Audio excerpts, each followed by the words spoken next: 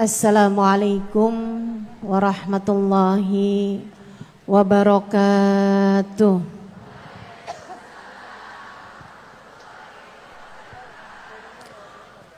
Alhamdulillah. Wassalatu wassalamu ala Rasulillah Muhammad ibn Abdillah wa ala alihi wa sahbihi wa man wala. Subhanaka la ilma lana illa ma 'allamtana innaka antal alimul hakim. Rabbi shrah li sadri wa yassir li amri wahlul 'uqdatan min lisani yafqahu qawli. Amma ba'du. Alhamdulillah, Allah sampaikan juga saya ke tempat ini. Masjidnya Allah Subhanahu wa taala, bait min buyutillah, rumahnya Allah. Mudah-mudahan kita udah disampaikan di rumah Allah di dunia. Allah sampaikan pula ke Baitullahil Haram di Mekkah. Dan Allah sampaikan pula di tempat keridhaannya surga Allah di akhirat nanti insyaallah. Amin ya rabbal alamin.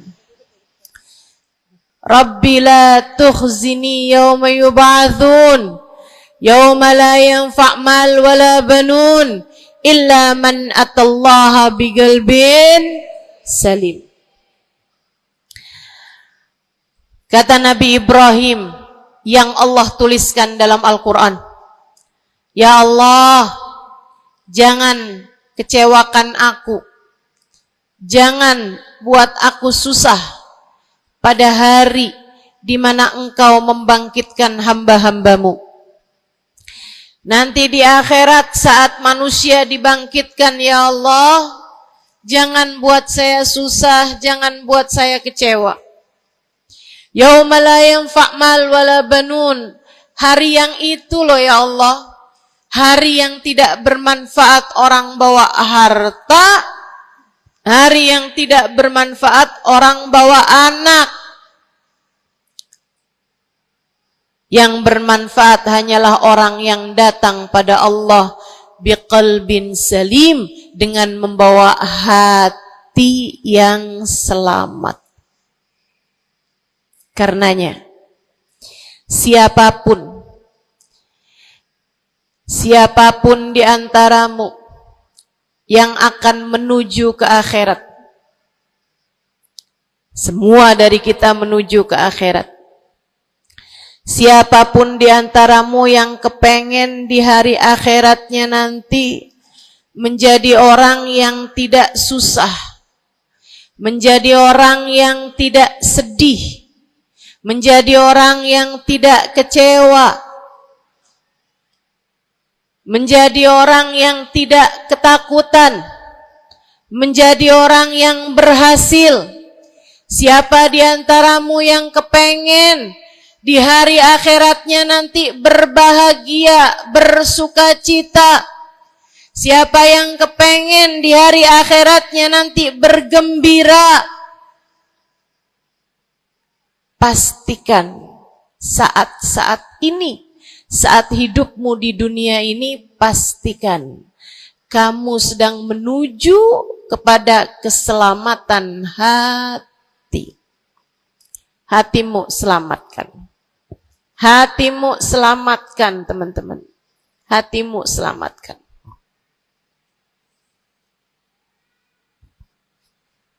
Semoga Allah karuniakan kepada kita selamatnya hati insyaallah. Amin.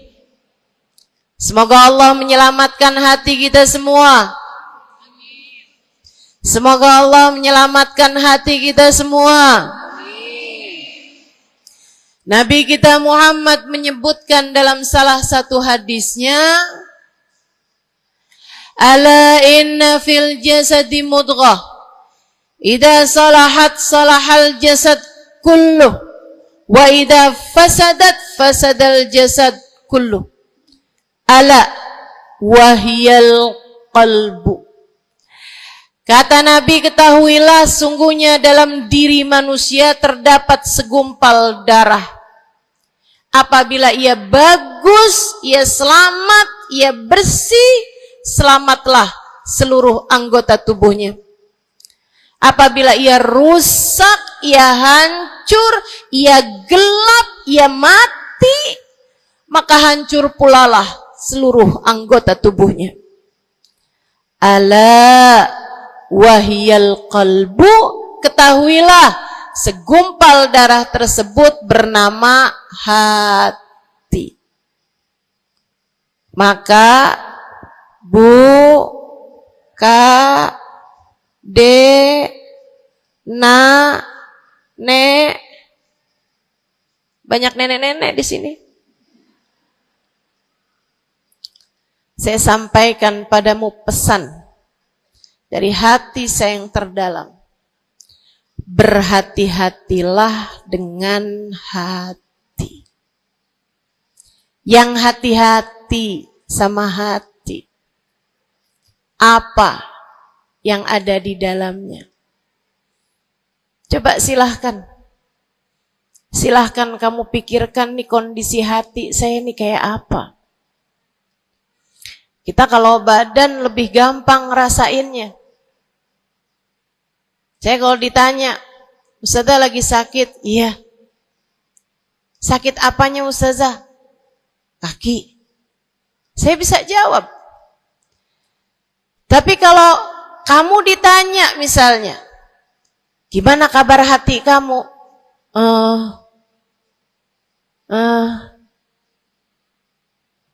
Gimana kabar hatimu? Sehatkah? Sakitkah? Atau bahkan sakaratul maut? Hatimu bercahayakah?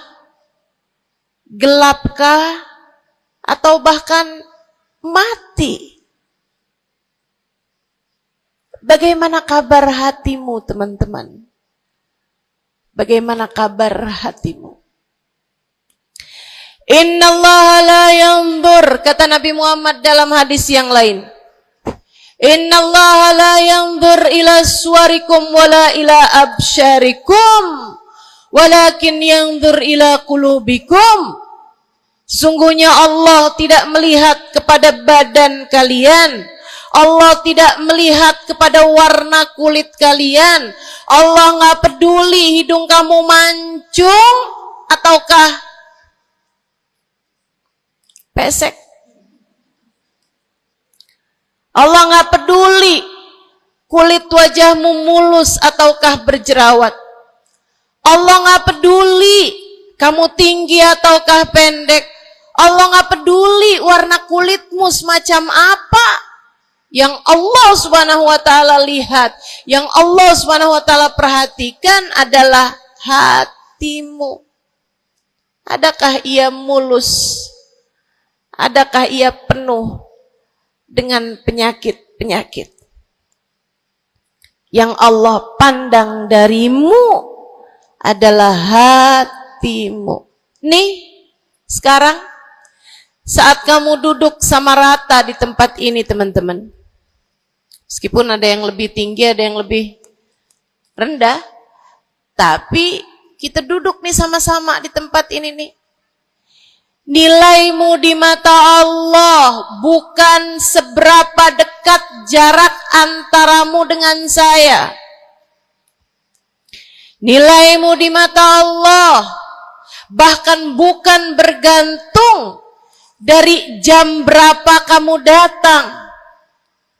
Ketika kamu sama rata duduk di tempat ini, yang Allah pandang darimu adalah hatimu. Sedang berada di manakah saat ini? Yang duduk di tempat ini sembari mikirin ntar pulang enaknya makan apa ya?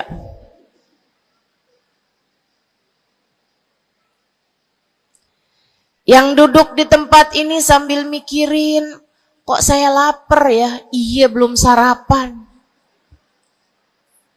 Gara-gara buru-buru, takut nggak kedapatan tempat duduk.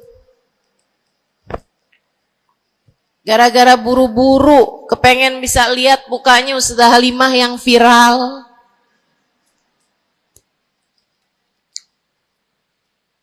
Hatimu. Allah melihat darimu nilaimu di hadapan Allah. Nilaimu di hadapan Allah saat ini. Bukan bergantung dari seberapa awal kamu datang. Bukan bergantung pada hal-hal yang lainnya, akan tetapi yang Allah lihat darimu adalah hatimu. Adakah Allah di dalamnya? Adakah Allah di dalamnya? Adakah Allah di dalamnya? Pun demikian dengan kamu saat sholat, pun demikian saat kamu sedang sedekah. Semuanya masalah hati, teman-teman. Semua masalah hati. Kata guru saya Sayyidil Habib Umar bin Hafid, al-madar kullal madar fi salahil gulub. Urusan segala urusan, sumber segala macam urusan, dasar segala macam urusan ada pada bagusnya hati. Kalau udah hatinya bagus, bagus semuanya. Kalau udah hatinya busuk, busuklah semuanya. Semoga Allah selamatkan kita dari busuknya hati. Semoga Allah selamatkan kita dari busuknya hati. Amin ya Rabbal Alamin. Dunia, akhirat. Masalah semuanya ada pada hati. Karenanya yuk kita bahas gimana sih caranya nyelamatin hati. Yang pertama, kalau kamu pengen tahu caranya nyelamatin hatimu, yang pertama,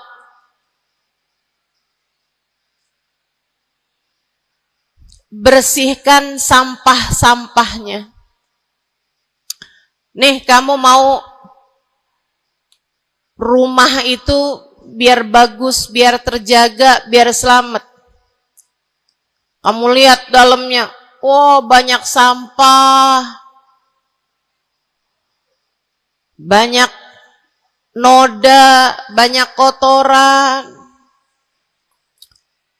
Dari mulai kotorannya cicak, ayam, sampai mungkin anjing, karena lama nggak ditempatin. Karena lama nggak ditempatin. Ada banyak di antara kita yang kondisi hatinya semacam itu. Sampah begitu banyak dalam hatinya. Ada banyak di antara kita umat Islam yang kondisi hatinya semacam itu. Begitu banyak sampah di dalam hatinya tersebut. Semoga Allah selamatkan semuanya. Amin. Maka hal pertama, kalau kamu kepengen punya hati yang selamat, yang nomor satu adalah bersihkan hatimu dari semua sampahnya, keluarin. Apa sampahnya hati? Dosa-dosa yang telah kamu lakukan. Idza aznabal abd nakat fi qalbihi nuqtah sauda. Kata baginda kita Nabi besar Muhammad, idza aznabal abd, ketika seorang hamba mengerjakan dosa, tertorehlah di dalam hatinya satu titik hitam. Sampahnya hati. Kamu tiap kali bikin dosa, dosa apa aja? Bukan hanya dosa besar, zina, bukan hanya dosa besar, minum minuman keras atau narkoba, bukan hanya dosa besar, judi atau riba, bukan hanya dosa-dosa besar. Kalau itu titik hitam yang sangat besar tertoreh di dalam hatimu itu. Bahkan dosa-dosa kecil, sekedar marah-marah sama suami, atau ngambil uang suami. Gimana? Pernah? Rezeki istri solehah ustazah. Lagi mau nyuci, kelihatan, alhamdulillah. Emang haram ya ustazah? Ya haram, bukan punya kamu. Kan katanya ada hak istri dalam harta suami. Iya betul kalau dia kasih. Kalau dia kasih, kalau nggak kasih, nggak halal juga. Bahkan dosa-dosa kecil, seperti melihat tetangga, terus kamu bilang, ya ampun, cakep banget ya. Nyesel saya nggak kawin sama dia.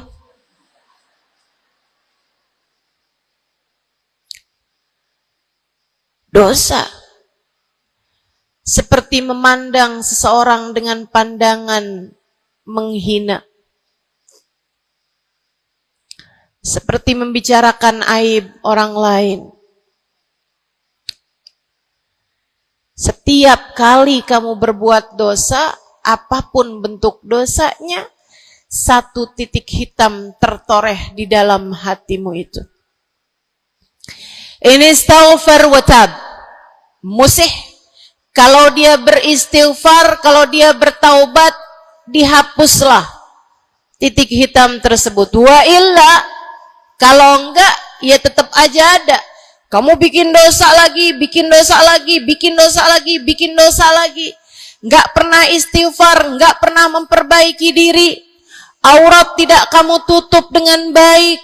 Sehingga akhirnya setiap kali kamu keluar dilihat oleh laki-laki yang bukan mahrammu. Satu titik hitam, satu titik hitam, satu titik hitam. Sampai terkadang hati seseorang dipenuhi dengan titik-titik hitam. Hatinya menjadi legam. Hatinya menjadi penuh dengan titik-titik hitam. Semakin bertambah lagi, semakin bertambah lagi, jadilah karat. Jadilah karat. Kalau udah jadi karat, na'udzubillah. Ini yang Allah sebutkan di dalam Al-Quran. Kata Allah, kalla, a'udzubillahi minasyaitonirrajim, kalla, balrana ala qulubihim bima kanu yaksibun, kalla, innahum an rabbihim yawma idin lamahjubun. Kalla, kata Allah. Balran, ada ran, ada karat di dalam hati mereka, tersebab dosa yang menumpuk tanpa pernah dimohonkan ampunan. Kalla innahum an rabbihim yawma idzin lamahjubun. Orang kalau hidup bawa karat hasilnya apa? Orang kalau hidup bawa karatnya hati hasilnya apa ya Allah? Kalla innahum an rabbihim yawma idzin lamahjubun. Orang yang hatinya punya karat, pada hari tersebut ia akan terhalang dari Allah Tuhannya. Guru saya Sayyidil Habib Umar bin Hafid menyampaikan tafsir mengenai ayat ini. Kata Habib Umar bin Hafid, tidak mati dengan membawa iman.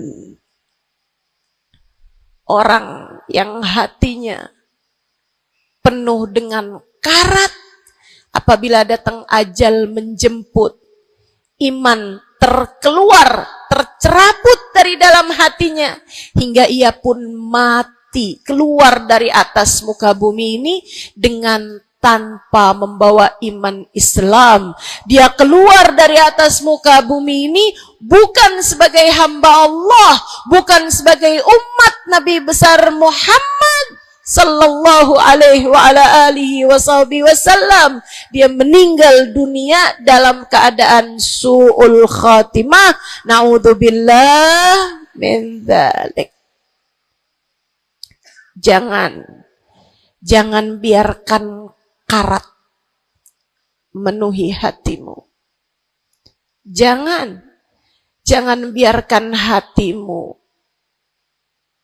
dosa-dosa yang telah kamu lakukan menjadi berkarat dalam hatimu itu.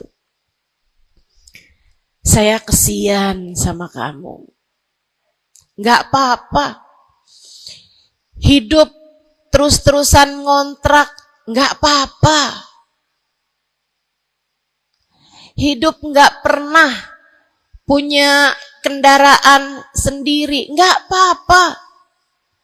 Nggak pernah punya HP yang canggih, nggak apa-apa. Saya hidup di atas muka bumi ini, nggak pernah ada yang datang melamar saya. Jadinya sampai di usia di atas 30-an tahun, saya masih menjomblo, Ustazah. Nggak apa-apa.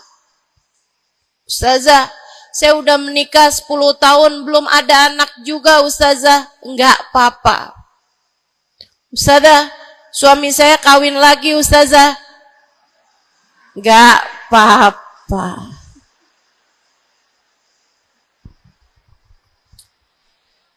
Hidup di dunia ini, apapun yang terjadi, semuanya hanyalah sementara. Kamu hanya perlu memastikan agar tatkala datang ajal menjemput, kamu punya modal. Dan modal utamanya yang nomor 1 adalah hati yang bersih. Hati yang selamat. Kamu bawa pulang menghadap Allah Subhanahu wa ta'ala bigalbin salim. Kamu bawa hati yang selamat, insya Allah. Mati nggak bawa suami nggak apa-apa, mati nggak bawa anak nggak apa-apa, nggak bakalan jadi pertanyaan malaikat raqib atid. Tapi mati harus dengan membawa hati yang selamat. Mudah-mudahan Allah karuniakan. Mudah-mudahan Allah karuniakan. Saudaraku sekalian yang saya muliakan, maka bersihkan sampah-sampah dalam hatimu itu. Caranya gimana nih, Ustazah? Dosa-dosa saya emang udah banyak banget. Saya di masa muda, di masa remaja, bahkan sampai udah tua juga nih, bergelimangan dengan dosa demi dosa. Banyak dosa saya, Ustazah. Saya zaman muda berada dalam masa jahiliyah. Dosa, segala dosa saya kerjakan. Apa yang harus saya lakukan? Bersihkan karat-karat dalam hatimu itu dengan taubat. Minta ampun sama Allah, minta ampun sama Allah. Kamu perlu nangis sama Allah. Kamu perlu sungguh-sungguh minta ampunan sama Allah. Dosa segede gunung, kalau Allah mau melemparkannya ke dalam lautan ampunan, inna kaba'irad dunubi ful ghufrani kalamami. Katanya sahibul burda, sesungguhnya dosa-dosa besar dalam lautan ampunan, ia hanyalah seperti buih di dalam lautan. Gak ada artinya apa-apa kalau Allah mau ampuni. Dosa sebesar apapun, kalau Allah mau ampuni gak ada artinya. Tapi dosa sekecil apapun, kalau Allah mau perhitungkan, kamu gak akan selamat. Saya sampaikan padamu atas nama cinta. Dosa sekecil apapun yang kamu lakukan, jika ia tidak berjumpa dengan ampunan Allah, kamu bisa tidak selamat. Iblis nyembah Allah 70.000 tahun lamanya. Sujud di atas bumi, dia sujud, bumi dihancurkan, Allah naikin dia ke langit. Di atas langit dia sujud, ganti-ganti posisi sujudnya. Karenanya Imam Ghazali dalam kitabnya Minhajul Abidin mengatakan, ma min buk'ah minal ard was sama, tidak ada satu jengkal tanah, baik di bumi ataupun di langit, illa waqad sajad iblis fihi sajdah. Iblis udah pernah sujud di sana, di semua tempat di bumi maupun di langit. Paling banyak ibadahnya ternyata bukan seorang wali. Paling banyak ibadahnya ternyata bukan seorang nabi. Kalau hitung-hitungan panjang-panjangan ibadah, ibadahnya iblis lebih panjang daripada siapapun dari makhluknya Allah Subhanahu wa ta'ala yang pernah tinggal di bumi ini. Akan tetapi dia nggak nurut. Iblis ibadah 70.000 tahun, nggak nurut sekali doang, sekali aja. Wa idh qulna lil malaikati isjudu li Adam fasajadu illa iblis.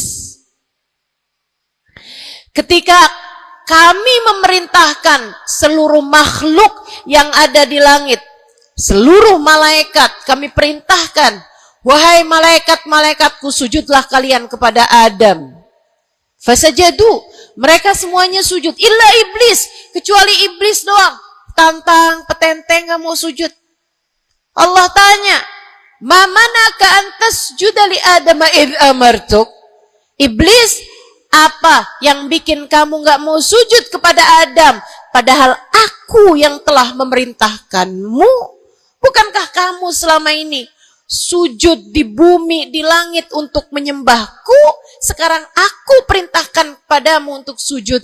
Kenapa kamu gak mau sujud padanya?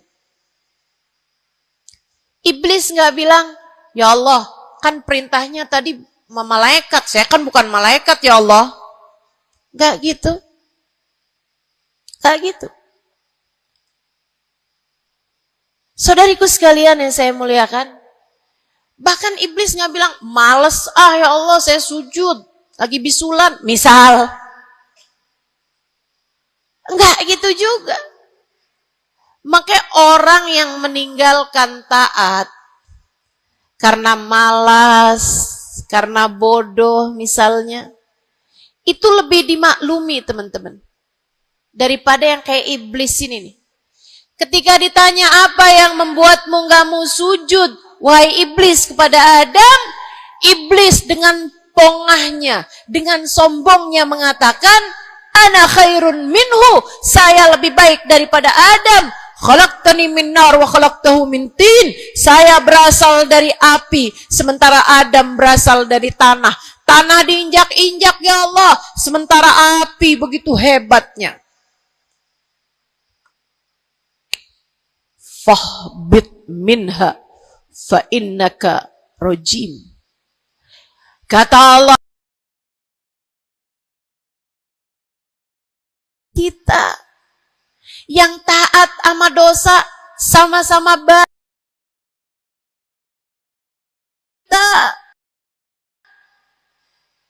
Yang mungkin dosa kita lebih banyak daripada taat kita.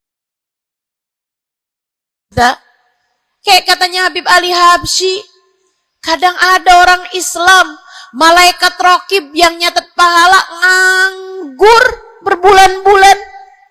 Sementara malaikat atid yang nyatetin dosa sibuk bener. Gimana dengan kita? Iblis hanya satu saja melanggar aturan Allah. Allah kemudian mewahyukan padanya, keluar kamu wahai iblis dari surgaku, sesungguhnya kamu terkutuk. Kamu, kalau Allah mau memperhitungkan satu saja dosa kamu, kamu nggak akan selamat. Saya sampaikan padamu, iya kamu, semua yang dengerin saya. Kalau Allah mau memperhitungkan satu saja dosamu, kamu nggak akan selamat. Kamu tidak akan selamat. Tapi kan saya anaknya Fulan bin Fulan. Tapi kan saya keturunannya Fulan bin Fulan. Tapi kan saya istrinya Fulan bin Fulan. Bu, Kak, Dek, Nak, nggak selamat siapapun kamu. Anaknya Nabi Nuh, nabinya Allah tenggelam. Pamannya Nabi Muhammad, paman baginda kita Nabi besar Muhammad, Abu Lahab, Allah tuliskan kehancurannya, kecelakaannya, kebinasaannya di dalam Al-Quran. Mau siapa yang kamu andalkan? Tapi kan saya udah banyak bikin taat, saya tiap malam bangun tahajud. Kamu nggak nyampe seujung kukunya ibadah iblis 70.000 tahun. 70.000 tahun. Sujud pada Allah Subhanahu wa taala di tiap jengkal tanah. Nih tanah yang sekarang kita jejak ini pernah dibikin sujud sama iblis. Waktu iblis tinggal di atas muka bumi ini. Tapi semuanya nggak manfaat. Kalau Allah mau memperhitungkan satu saja dosa hambanya, ia tidak akan selamat. Sebab Allah hanya mau menerima hati yang tidak ada sampah di dalamnya. Sebab hanya berkenan menerima hati yang tidak ada noda-noda di dalamnya. Sampah hatimu bersihkan. Dosa-dosamu taubati. Mintalah ampun kepada Allah. Mintalah ampun kepada Allah. Bangunlah di waktu malam, mandilah dengan mandi taubat. Saat-saat mandimu kamu bilang dalam hatimu, ya Allah, sebagaimana air membersihkanku dari segala kotoran-kotoran di badanku, ya Allah, bersihkanlah dosa-dosaku dengan hujan ampunanmu. Kemudian sholatlah. 2 rakaat, 4 rakaat, sholat taubat. Kemudian sesudahnya, mulailah kamu ingat dosa-dosamu. Mulailah kamu ingat dosa-dosamu. Dari sejak kamu balik sampai sekarang ini.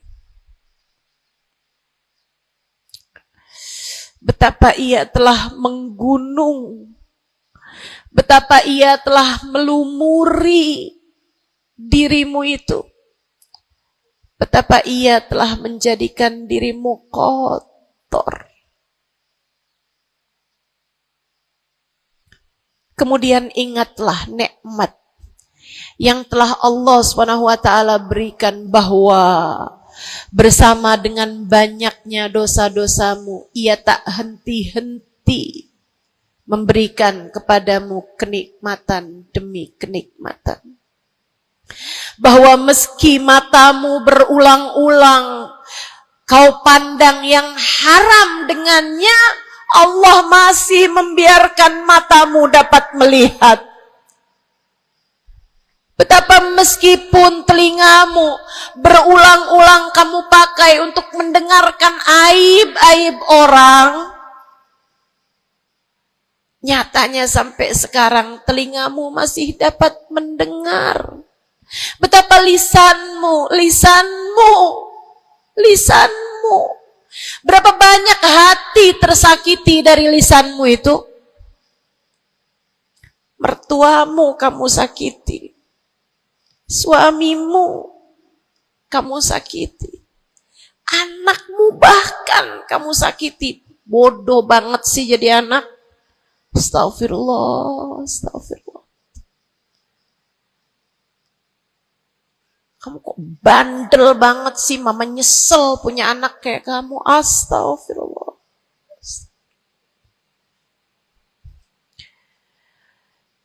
Betapa lisanmu menyakiti hati tetanggamu, saudara-saudarimu, sahabat-sahabatmu, orang-orang di sekelilingmu merasakan gangguan dari lisanmu itu, tersakiti dari lisanmu itu.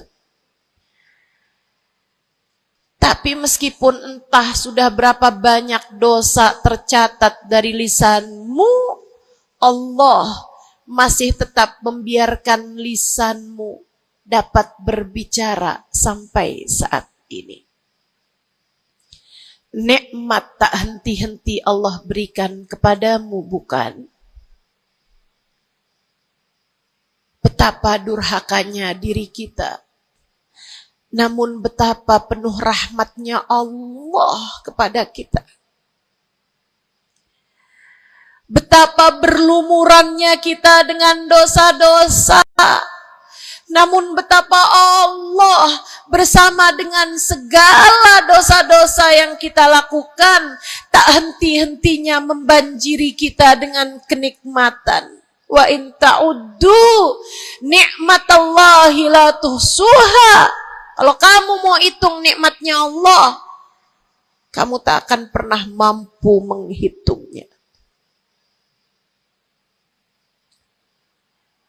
Sesudah kamu ingat-ingat dosamu, kamu ingat nikmat Allah kepadamu, kamu ucapkan seperti ucapan baginda Nabi Muhammad. Allahumma anta rabbi, la ilaha illa anta khalaqtani wa ana abduka wa ana ala ahdika wa wa'dika mastata'tu a'udzu bika min syarri ma sana'tu abu'u laka bi ni'matika 'alayya wa abu'u bi dhanbi faghfir li fa innahu la yaghfiru dzunuba illa anta. Ya Allah, Engkau adalah Tuhanku. Tak ada Tuhan kecuali Engkau. Aku adalah hamba-Mu yang Kau perintahkan buat taat, yang Kau perintahkan untuk menepati janji semampuku. Ya Allah, aku berlindung dari buruknya perbuatan yang telah aku lakukan. Begitu buruk, begitu jelek dosa yang telah aku perbuat padamu, ya Allah. Abu'u laka bi ni'matika 'alayya. Ya Allah, Engkau selalu datang padaku dengan berbagai macam kenikmatan-kenikmatan. Wa abu'u bidzambi, sementara aku selalu datang padamu dengan dosa demi dosa. Faghfirli, ampunilah aku ya Allah. Fa innahu la yaghfirudz dzunuba illa anta. Bukankah tak ada yang dapat mengampuni dosaku selain Engkau ya Allah. Minta ampun sama Allah. Minta ampun sama Allah. Yang serius, menangislah di hadapannya. Menangislah di hadapannya. Dalam keheningan malam saat tiada sesiapapun yang melihatmu. Jauhkan dulu apapun yang dapat membuatmu kehilangan konsentrasi. Jangan lagi khusyuk-khusyuk begitu tiba-tiba kedengaran suara Shopee.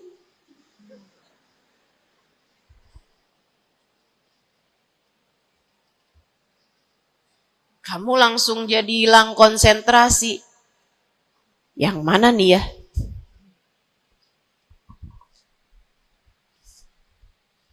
Bismillah. Kalau kamu pengen punya hati yang selamat, nomor 1 adalah taubat.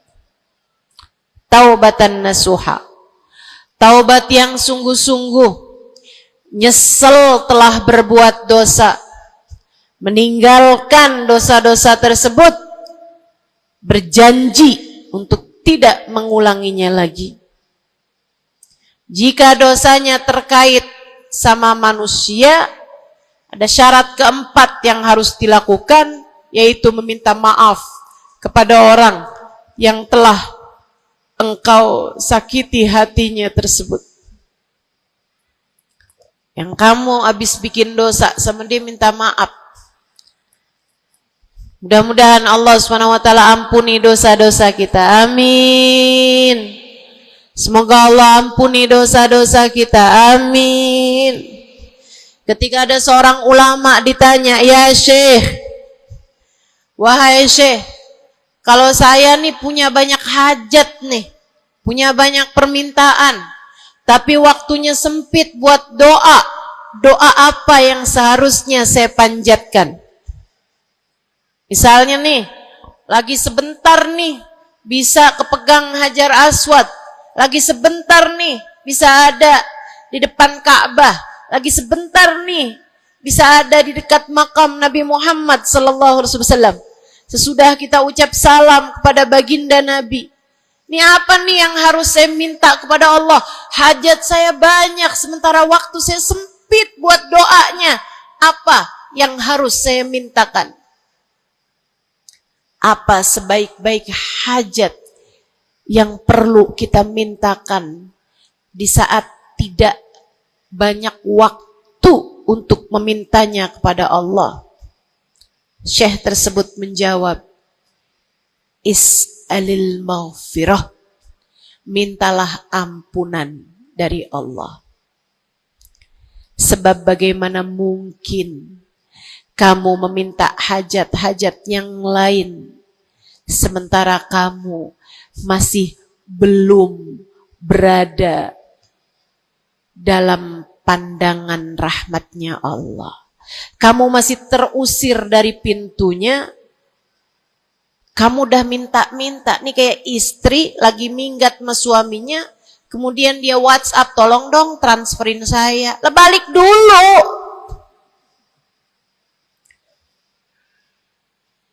Baru minta.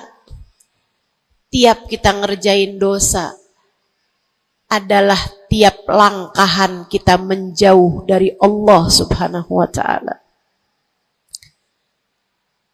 Tiap kali kamu mengerjakan dosa adalah langkahan-langkahanmu menjauh dari Allah Subhanahu wa ta'ala. Karenanya mendekat dulu, masuk dulu, Allah bukain pintu dulu, baru deh silahkan minta yang lainnya. Kalau sempit waktumu, mintalah ampunan dari Allah Subhanahu wa ta'ala. Ini kan kerjaan kita nih suka salah-salah kalau doa. Giliran lagi ada hujan nih, wah doa mustajab, langsung. Ya Allah jodoh ya Allah. Yang cakep, yang ganteng, yang kaya, yang setia, yang soleh. Banyak bener.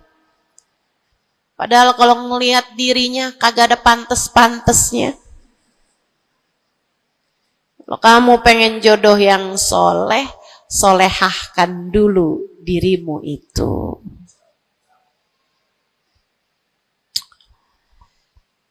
Begitu datang hujan, ya Allah, duit yang banyak ya Allah, duit yang banyak ya Allah.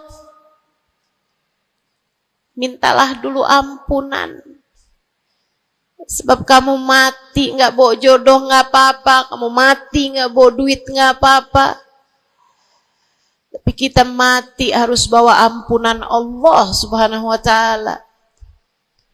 Sebab dosa akan mengotori ruang hati kita. Maka syarat utama hati yang bersih adalah keluarkan sampah darinya dengan cara taubat. Mohonlah ampun pada Allah. Secara serius. Cukup sekali Ustazah? Enggak cukup. Lo dosanya banyak. Tiap habis sholat minta ampun. Tiap ada kesempatan buat doa minta ampun. Tiap lagi datang hujan minta ampun. Tiap lagi ziarah ke makam Nabi, ke makam wali, minta ampun sama Allah. Tiap lagi datang orang soleh, katanya doa sambil memandang wajah orang soleh yang mustajab. Apa yang mesti kita minta? Minta ampunan dari Allah Subhanahu wa ta'ala. Minta ampunan dari Allah Subhanahu wa ta'ala. Itu satu syarat mutlak utama. Pengen hatimu selamat, keluarkan sampah-sampahnya. Habis keluarin sampah-sampahnya, nah sekarang udah bersih. Ternyata ada penyakit-penyakitnya. Ada bagian itu yang atapnya bocor. Ada airnya yang tersumbat. Penyakitnya rumah. Bukan begitu? Saudaraku sekalian yang saya muliakan, kamu kepengen hatimu jadi hati yang selamat, sembuhkan hatimu dari berbagai macam penyakit-penyakitnya. Apa aja sih penyakit-penyakitnya hati? Banyak. Imam Ghazali menyebutkannya dalam kitab Ihya Ulumuddin. Sampai jadi satu kitab yang tebal membahas mengenai hal-hal yang buruk yang ada dalam hati manusia. Pembahasan panjang, nggak akan keburu waktunya buat bahas panjang itu. Tapi saya bilang, Bu, kayak rumah. Saya pernah beli rumah. Suami saya beli rumah. Kemudian saya liatin rumahnya bagus, bersih, cakep, udah nih. Kemudian satu hari saya ajak teman saya yang ngerti urusan rumah, ahli desain interior rumah. Saya bawa masuk dalam rumah saya, dia liatin, ini bocor nih Ustazah, yang ini nih harus cepet-cepetan ditambal. Terus dia lihat ada bagian atap tuh bocor tuh Ustazah, tambal dulu Ustazah. Dibenerin dulu tuh Ustazah sebelum ditempatin. Bu, saya kirain rumah saya udah bagus. Ternyata kalau dilihat sama ahlinya baru ketahuan. Kita juga begitu semua. Kita kirain hati kita baik-baik aja. Tapi kalau kita duduk ngaji, kalau kita hadir di majelis taklim, kalau kita dengerin kajian-kajian, kita baru paham Ya Allah, ternyata hati saya ada penyakitnya di sini. Ternyata saya juga punya penyakit yang ini. Ternyata saya punya penyakit yang ini. Karena jangan berhenti belajar. Jangan berhenti mengaji. Biar kita paham penyakit-penyakit hati kita tuh di bagian mana. Sehingga kita bisa konsentrasi buat mengobatinya. Ada tuh bagian atap yang dibilangin sama temen saya nggak terlalu peduli. Saya liatin kecil aja kok. Sampai satu hari, untung aja saya nggak ada di bawah situ. Jebol atap rumah saya.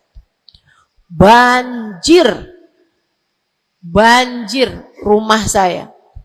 Gara-gara atap yang berpenyakit yang tidak diberesin. Begitu pula dengan hati kita. Cari tahu apa penyakitnya. Cari tahu apa obatnya. Dengan kamu duduk mengaji. Ini bukan urusan sejam, 2 jam dipelajari. Kemudian semuanya benar. Ini adalah PR seumur hidup kita. Buat sehatin hati kita. Buat bagusin hati kita. Buat bersihin hati kita. Penyakit hati paling berbahaya namanya kesombongan. Dan Bu, Kak, Dek, Nak, siapa di antara kita yang selamat darinya? Apa itu sombong, wahai Rasulullah? Kata seorang sahabat. Sebab saya senang pakai baju bagus. Saya Rasulullah senang makan enak, senang pakai baju bagus. Saya sombong kalau gitu, wahai Rasul. Enggak, bukan itu yang namanya sombong. Kamu punya baju bagus, pakai. Jangan punya baju bagus. Saya kalau pakai ini kelihatannya sombong. Ya udah saya pakai yang rombeng-rombeng aja. Punya baju bagus tapi daster udah robek, itu aja yang dipakai. Tanya sama suaminya, kok kamu pakai baju yang ini sini kan robek nih. Enak, adem. Adem yang lihat, adem yang make, gerah yang lihat. Bukan itu yang namanya kesombongan. Saya punya uang, saya bisa beli mobil yang bagus, tapi saya nggak mau beli, saya takut sombong. Bukan itu yang namanya kesombongan. Saya punya uang, bisa bangun rumah buat tamu-tamu. Ulama-ulama kalau datang bisa tinggal di rumah saya. Tapi saya nggak mau kayak gitu, ntar saya sombong. Bukan itu yang namanya kesombongan. Sombong, kata Nabi Muhammad, batarul haq wa ghamtun nas. Sombong adalah menolak kebenaran dan menghina orang lain, merasa diri lebih baik daripada orang lain. Itu yang namanya sombong. Merasa diri lebih baik dari orang lain. Merasa diri lebih baik dari orang lain. Sering banget ini kan kita kan? Betul? Dulu-dulu belum pakai jilbab.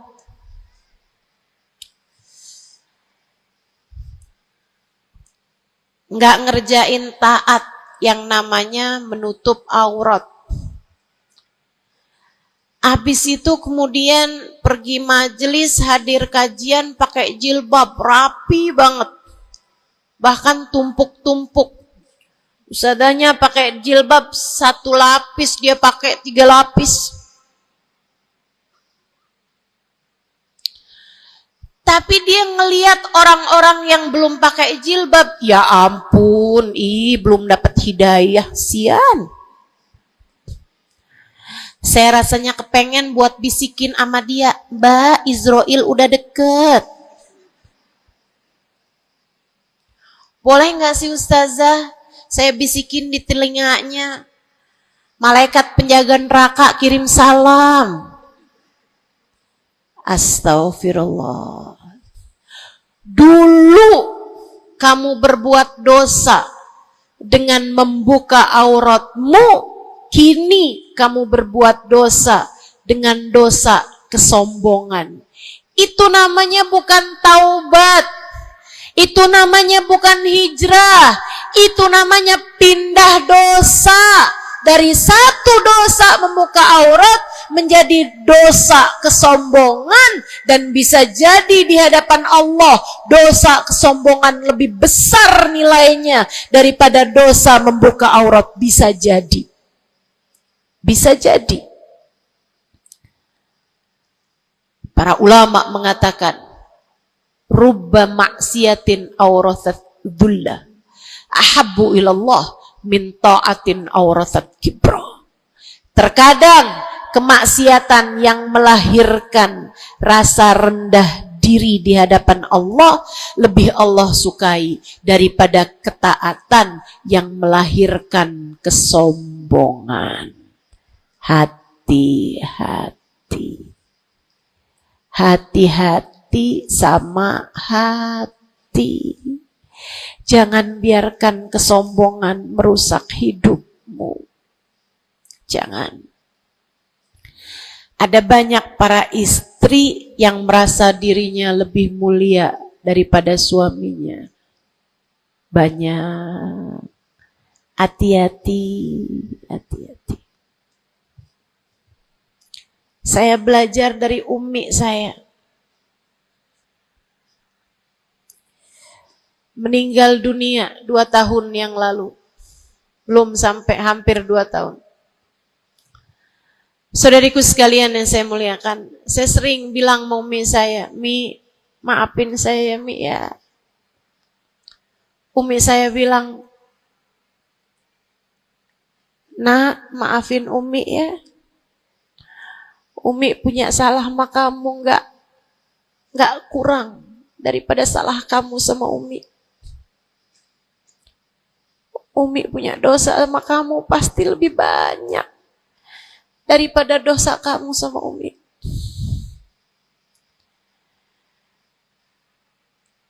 Itu rasa yang jarang dimiliki para ibu. Seringnya ibu tuh merasa selalu lebih baik daripada anaknya.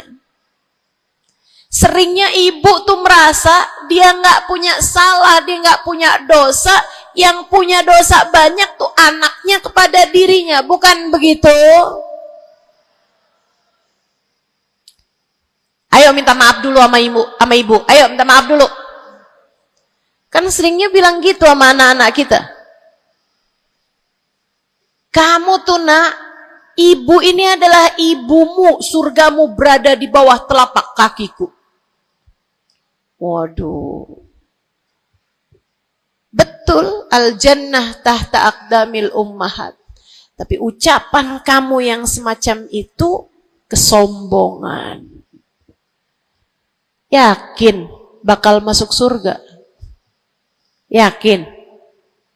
Yakin bakal masuk surga, Bu? Para ibu yang suka bilang surgamu anakku berada di bawah telapak kaki ibumu, yakin kamu bakal masuk surga? Hah? Allah nggak pernah wajib memasukkanmu ke dalam surga, Bu. Allah nggak pernah wajib menghindarkanmu dari api neraka, Bu. Allah nggak pernah wajib menjadikanmu ada di belakang Nabi Muhammad. Kalau kamu sampai Allah usir dari surganya, Allah masukkan kamu ke dalam nerakanya, kamu bisa apa? Kalau saat Nabi Muhammad menggiring umatnya dan kamu tidak bisa ada di belakangnya, kamu terusir dari rombongan Nabi Muhammad, kamu bisa apa? Kamu bisa apa? Nilaimu yang sesungguhnya nanti di akhirat kelihatannya. Nilaimu yang sesungguhnya nanti Di akhirat kelihatannya. Jadi kalau kamu mau sombong, tar di akhirat. Kalau sampai kamu bisa masuk ke dalam surga Allah, kalau kamu sampai berada di barisan-barisan terdepan dalam rombongan Nabi besar Muhammad, kalau kamu bisa makan dari buah-buahan surga, kalau kamu ada saat kamu mengucap salam kepada baginda Nabi Muhammad, matamu bisa memandang indah wajahnya, telingamu bisa mendengar indah suaranya, lisanmu bisa mengucapkan salam langsung di hadapannya, silahkan membusungkan dada pada saat itu. Silahkan mau ngerasa diri kamu lebih baik daripada ahli-ahli neraka, silahkan. Tapi sekarang keadaannya belum tentu. Bagaimana jika seseorang yang kamu memandang dirimu lebih baik darinya, ternyata ia melenggang masuk ke dalam surga, sementara kamu Allah jerumuskan ke dalam api neraka? Keadaannya belum jelas, keadaannya belum tentu. Jangan pernah merasa diri lebih baik daripada siapapun. Jangan pernah merasa diri lebih baik daripada siapapun. Hatimu benerin rusak-rusaknya, penyakit-penyakitnya. Ada penyakit berbahaya namanya hasud. Ada penyakit berbahaya namanya hasud. Apa itu hasud? Seneng orang lain dapat kesulitan, seneng kalau orang lain dapat kemalangan, kesusahan, susah hati kalau orang lain dapat kesenangan. Tuh. Seneng orang lain susah, susah orang lain seneng. Itu namanya hasud. Ada tetangga naikin rumah, bangun rumah, dia naik darahnya. Ada orang tetangganya yang sebelah kiri beli mobil, dia pun diangkut pakai mobil ambulan. Busuk bener hatinya, dimakan sama sifat namanya sifat hasud. Nggak seneng lihat orang lain seneng. Kalau orang lain dapat kesusahan seneng bener. Si ibu itu kemarin habis tabrakan, pantas aja dia tabrakan. Kamu tahu kan, si ibu yang itu tuh suka ngerebut laki orang. Ngerebut suami orang jelek, teman-teman, jelek. Jelek. Tapi kamu ngomongin orang juga perbuatan yang jelek, sama jeleknya. Yuk belajar buat jangan punya sifat hasud. Dia kok bikin pengajian besar, pengajian kita harus lebih besar. Urusannya apa? Bukankah majelis itu adalah dakwah mengajak orang kepada Allah? Hatimu jagain, hatimu jagain, hatimu jagain. Ada yang bisa begitu, alhamdulillah. Ada ustazah yang lebih pandai darimu, alhamdulillah. Minta doa, ambil ilmunya. Bukan malah dihasutin. Hati-hati, hati-hati. Jangan sampai hasutmu membawamu kepada terusir dari rahmatnya Allah. Kayak Bal'am bin Ba'ur. Ada zamannya Nabi Musa, teman-teman sekalian. Namanya Bal'am bin Ba'ur. Ilmunya tinggi. Sampai kabarnya jamaahnya juga banyak. Semua orang dengerin kajiannya. Ini saya serem nih. So ikut sekalian nih, ngeri banget nih. Ini buat orang kayak saya nih, ngeri banget nih pembahasan ini nih. Ada orang berilmu, pinter banget, namanya Bal'am bin Ba'ur, zamannya Nabi Allah Musa. Jamaahnya banyak, kalau dia hadir kajian, semua orang di kampungnya hadir semuanya. Imam Ghazali cerita, dia sampai-sampai dari ilmunya tingginya, Allah kasih sama dia ilmu yang tinggi. Kalau dia ada dapat pertanyaan yang dia nggak tahu jawabannya, dia doa bisa lihat jawabannya langsung dari Lauhil Mahfuz. Kurang pinter apa? Kurang berilmu apa? Kurang hebat apa? Kurang dekat apa sama Allah? Kamu jadi ustazah, berapa banyak ilmumu?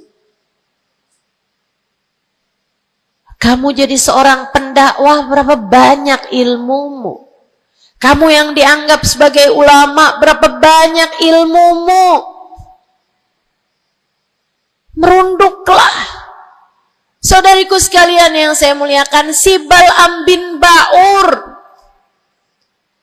kabarnya sampai para malaikat turun ikut serta mencatat pelajaran-pelajaran yang dia berikan. Yang ngaji sampai bukan cuman orang, bukan cuman jin ikut ngaji, sampai malaikat-malaikat Allah ikut ngaji. Kurang apa hebatnya? Tapi Allah hancurkan Bal'am karena sifat hasud. Nabi Allah Musa datang ke kampungnya Bal'am bin Ba'ur. Jamaahnya Bal'am bin Ba'ur semua datang kepada Nabi Musa. Nabinya Allah, tentu saja semua datang. Semuanya datang kepada Nabi Musa. Semua minta doa kepada Nabi Musa. Semua berharap berkah dari Nabi Musa sebagai seorang nabinya Allah Subhanahu wa taala, Jalla Jalaluhu wa ta'ala azamatuh. Yang biasa hadir di majelisnya Bal'am kepengen istiqomah, kepengen rutinannya nggak terganggu, jadi dia tetap bikin rutinan walaupun ada Nabi Allah Musa alaihissalam. Jamaahnya dikit yang hadir. Mulai nih orang-orang yang berpenyakit datanglah kepada Bal'am bin Ba'ur. Rupanya Bal'am bin seorang nabinya Allah. Dia nggak lihat Nabi Musa sebagai seorang yang diberi kelebihan lebih banyak daripada dirinya karena diwahyukan wahyu kepadanya. Bal'am bin Ba'ur termakan sifat hasud. Ia pun berdoa meminta kepada Allah, ya Allah hancurkanlah Musa. Ya Allah, hancurkanlah Musa. Hancurkanlah Musa ya Allah. Saudaraku sekalian yang saya muliakan, Allah angkat semua kelebihannya Bal'am bin Ba'ur. Bahkan kabarnya dialah orang ateis pertama di atas muka bumi ini yang mengatakan alam semesta enggak ada Tuhannya. Ngeri. Allah cabut bahkan iman dari dalam hatinya Bal'am bin Ba'ur. Iman Allah cabut. Dari yang asalnya berilmu kayak begitu, Allah sampai cabut imannya, teman-teman saudaraku sekalian. Allah pun ceritakan tentang Bal'am bin Ba'ur dalam Al-Quran. Kata Allah Subhanahu wa taala, "A'udzu billahi minasyaitonir rajim. Famathaluhu kamathalil kalbi in tahmil alaihi yalhath aw tatrukhu yalhath Perumpamaannya Bal'am bin Ba'ur seperti anjing. Kalau kamu angkat, dia menjulur-julurkan lidahnya. Kalau kamu tinggalkan, dia pun juga tetap menjulur-julurkan lidahnya. Dianjing-anjingin, bukan sama orang, sama Allah subhanahu wa ta'ala. Lihat betapa Allah subhanahu wa ta'ala kalau murka sama seseorang nggak tanggung-tanggung. Siapapun kamu, kalau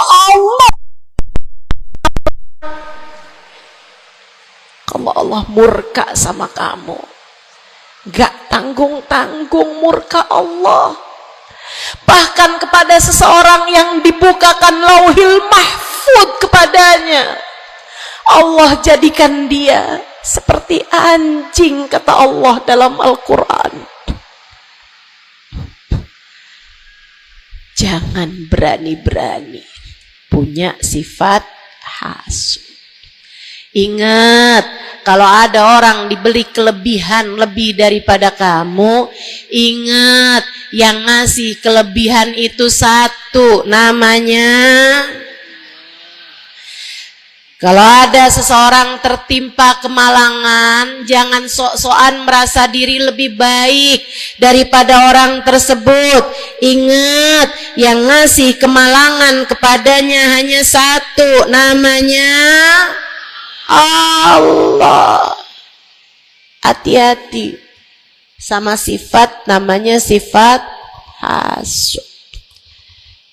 Satu, bersihkan hatimu dari sampahnya yaitu dosa dengan cara taubat dan mohon ampun terus-terusan. Kedua, benerin rusak-rusaknya hatimu, penyakit-penyakitnya hatimu, yang terutamanya adalah sifat sombong dan sifat hasud. Hatimu belajar untuk tidak membenci siapapun. Hatimu belajar buat gak benci sama siapapun. Yang terakhir, kalau kepengen hatimu selamat, hiasi. Kalau rumah nih, udah sampahnya udah bersih, rusak-rusaknya udah dibenerin, udah direnovasi, sekarang tinggal yang terakhir. Apa itu? Hias-hiasi rumahmu. Pasangin horden, pasangin lampu yang bagus, pasangin lantai yang bagus, ditaruhin dekorasi-dekorasi, pajangan-pajangan kamu taruh-taruh, ada sofa, ada tempat tidur, dihias-hiasi rumahnya. Dicat rumahmu itu dengan warna-warna yang cocok, kan begitu? Hiasi hatimu dengan cinta. Hiasi hatimu dengan cinta. Hatimu ada cinta kepada yang semestinya dicinta. Siapa? Nomor satu Allah, nomor dua, nomor tiga, cintai apapun dan siapapun pada cintanya Allah dan Rasulnya. Cintai ulama karena mereka adalah pewaris para nabi. Cintai habaib dan syaraif karena mereka adalah orang-orang yang punya nasab sambung sama baginda Nabi besar Muhammad sallallahu alaihi wasallam. Cintai keluarga Nabi Muhammad, cintai para istri-istri Nabi Muhammad, cintai para sahabat-sahabat Nabi Muhammad, terutamanya Al-Khulafaur Rasyidin, Sadatina Abi Bakar wa Umar wa Uthman wa Ali.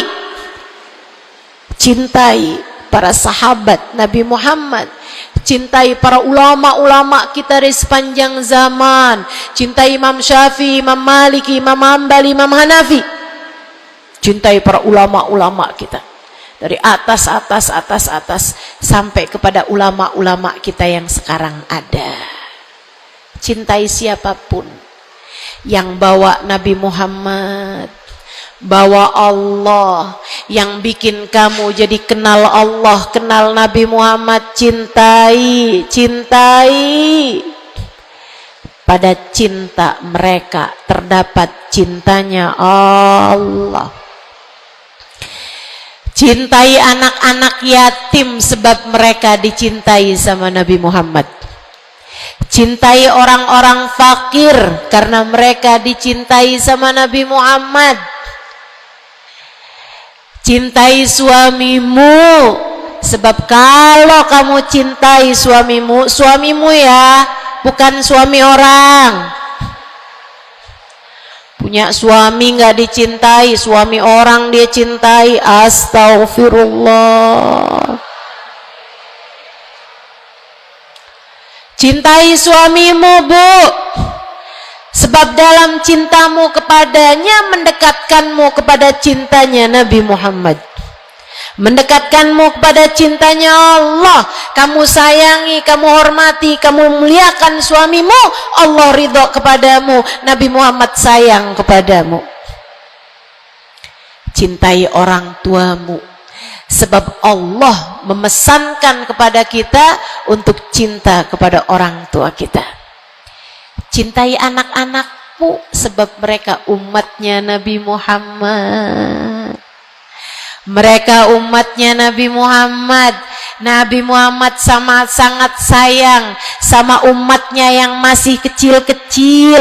Nabi Muhammad sangat sayang sama umatnya yang masih belia, masih remaja. Mereka disayangi sama Nabi Muhammad, maka kamu pun harus sayang sama mereka.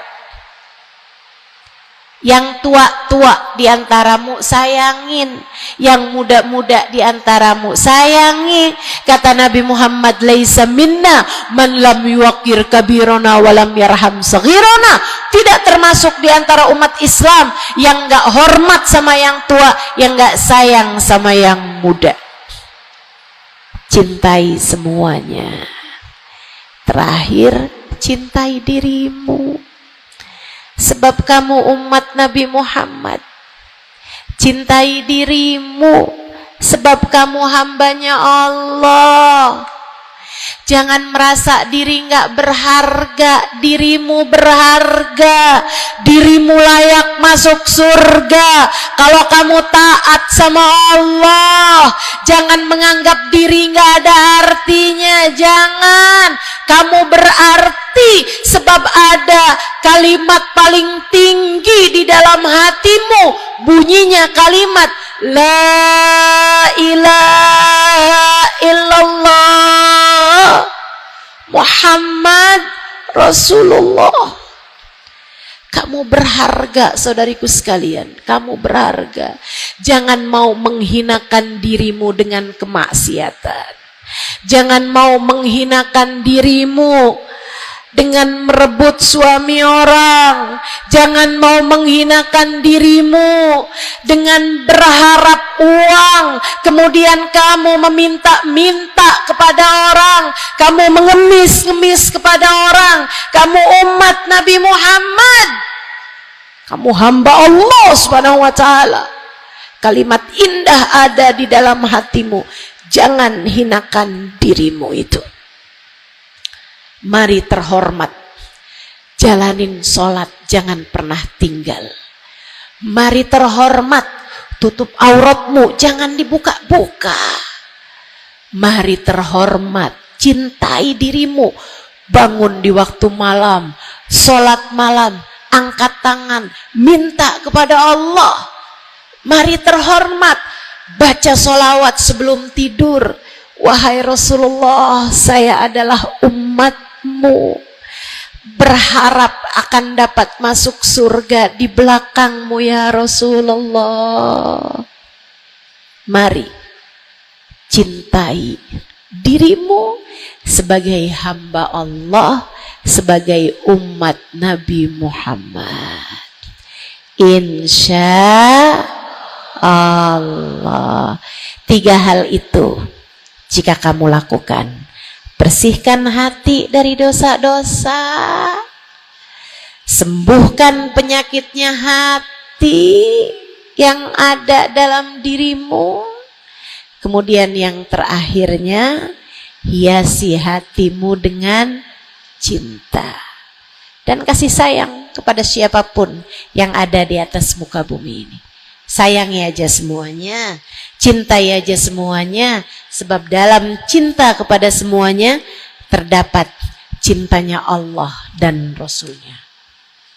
Saya sakit, tapi saya tetap datang ke Pontianak karena saya sayang, karena saya cinta sama orang-orang Pontianak.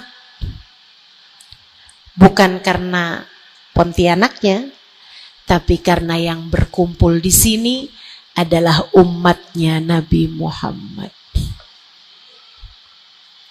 Saya berharap dengan saya datang padamu, umatnya Nabi Muhammad, semoga Nabi kalian berkenan memandang saya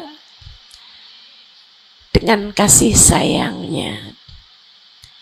Saya datang ke sini walaupun sakit, karena saya tahu kalian semua hambanya Allah. Ada keberkahan dalam diri kalian yang saya berharap mendapatkan itu. Saya berharap dengan saya datang padamu, Allah Tuhanmu berkenan merahmati saya sebagai hambanya. Yuk, sayangi semuanya. Yuk, cintai semuanya. Rabbana zalamna anfusana wa illam taghfir lana wa tarhamna lanakunanna minal khasirin. Rabbana atina fid dunya hasanah fil akhirati hasanah wa qina adzabannar. Bifadli subhana rabbika rabbil izzati amma yasifun wassalamun alal mursalin walhamdulillahi rabbil alamin.